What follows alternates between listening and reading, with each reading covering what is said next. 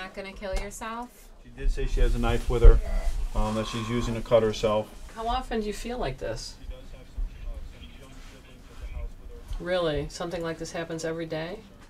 How are you feeling right now?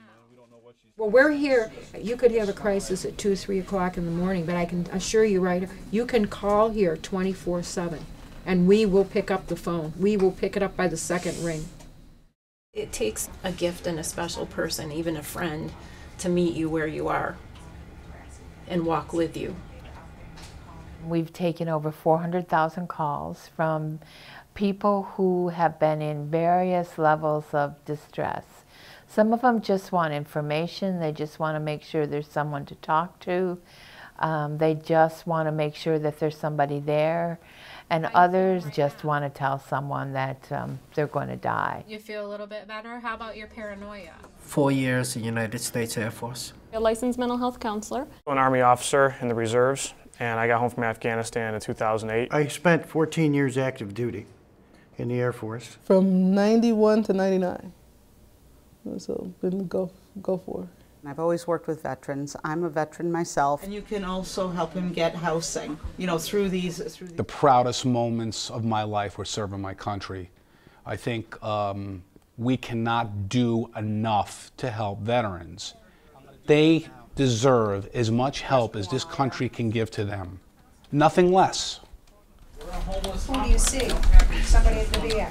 A veteran will wake up in the middle of the night from a nightmare and they don't want to disturb their wife, so they call us and we just sort of talk them down and get them tucked back in for the night. Sometimes it's weeks and weeks of ongoing pain and struggle, and they finally get our number and give us a call, and we connect them to services. I'm trying to understand what it is she's saying. Did she say you tried to hurt yourself in front of her? All we offer is our attention, and sometimes that's enough. And so, to me, that's the best summary of the job of a responder when you're dealing with somebody who's suicidal. I think that I listen to the veterans. I listen to what they're saying, you know, and not just hearing them, you know, actually listening to them, you know, and trying to figure out what the problem is and how they can be helped and help themselves. The veteran will first pick up the phone, dial the crisis number, and then they'll hear if you're a veteran, if you're a family member of a veteran, if you're in active duty services, please press 1.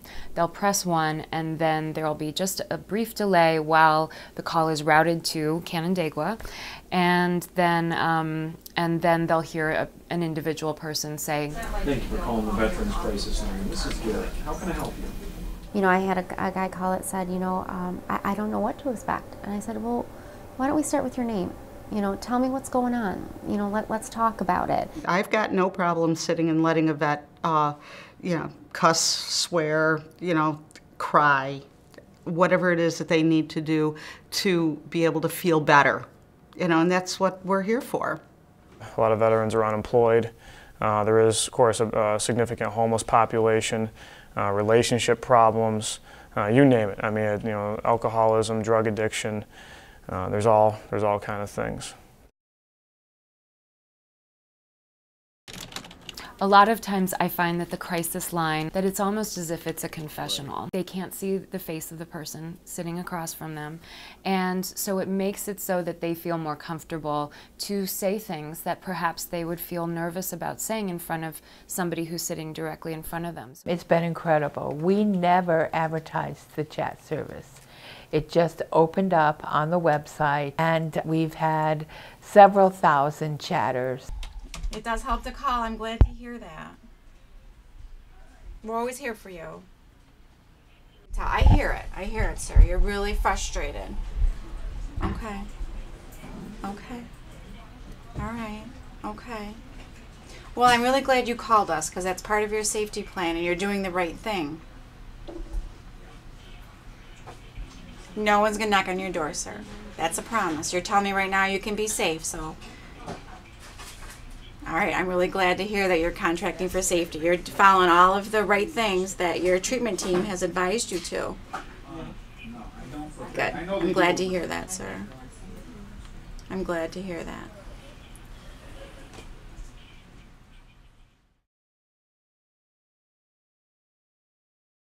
You can't do therapy an hour with somebody whose life is in crisis. So the best help I can offer is helping them, first of all, sort out whether they want to live or die. And there are some wonderful tools for that. Just the way you and I have been able to talk pretty well today on the phone, you can get that kind of relationship with a counselor too. The collaboration with the SPC is one of the most impressive pieces of this whole venture. We're able to hook them up with their local suicide prevention coordinators, get them appointments within that day or the next day, get consults sent, and make sure that they get the care that they need at their local facilities. I had a gentleman that had the gun out in his hand, ready to do it. I'm tired, I just can't take this anymore. The nightmares, the flashbacks, it's overwhelming. I'm drinking all the time. You know, you're having these suicidal thoughts, and I want somebody to be able to, you know, for you to be able to talk to somebody. As we talked through it together, he made a safety plan. He agreed to be referred to the suicide prevention coordinator, which is a huge part of what we want to do, is get them connected. And he also agreed to call us back. Well, I'm glad that you feel comfortable calling us. And you know that we're here for you 24/7. So he was safe, and he was willing to call us back, and we were able to connect him through a conference call with his brother, which turned out really well.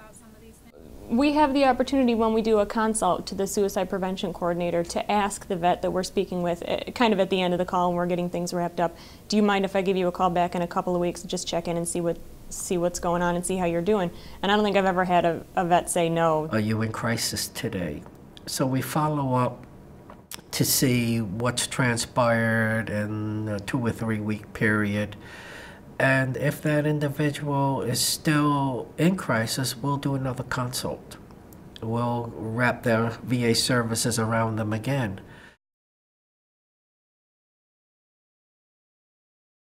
Veterans do call the crisis line. It surprises me every day the number of people who take us up on that offer. And we were able to talk. We were able to find some reasons for him to live that outweighed the reasons to die. Yes, I think we changed lives, saved lives. I think that, you know, a lot of guys are on the verge, you know, and right there, and, you know, they get that connection from us, you know, and they get the help. Call, we'll talk to you. When you first come home, there's a lot of stress. You know, the family has expectations of you. You're going through your own process of being home again. You don't have to be suicidal to call the crisis line. You can have a crisis that other people might think are not crisis. If you think it's a crisis, call. That's what's important. That if you ask us to walk a mile with you, we'll say no. We'll walk 2 with you. If you're in a crisis, call.